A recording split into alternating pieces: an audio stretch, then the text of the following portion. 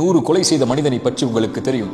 99 கொலை செய்த அந்த மனிதன் ஒரு துறவியிடத்திலே சென்று கேட்டான். துறவி சொன்னார், நீ இவ்வளவு கொலை செய்திருக்கிற, அல்லாஹ் உன்னை மன்னிப்பாடா?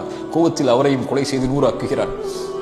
100 கொலை செய்ததற்கு பிறகு மீண்டும் மனம் தேடுகிறது ரப்பை நோக்கி செல்ல வேண்டும் என்று.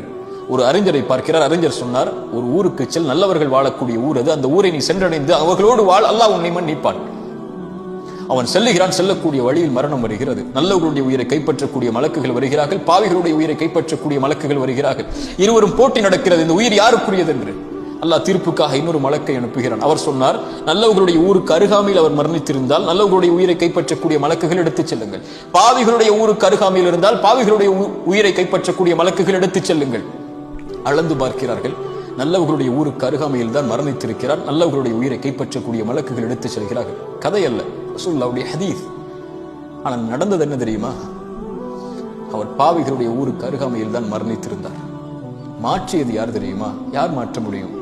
தௌபாக்களை விரும்பி அங்கீகரிக்கக்கூடியவன் மனம் திருந்தி வந்த அந்த அடியானுக்காக அல்லாஹ் பூமியின் அமைப்பை மாற்றினான்.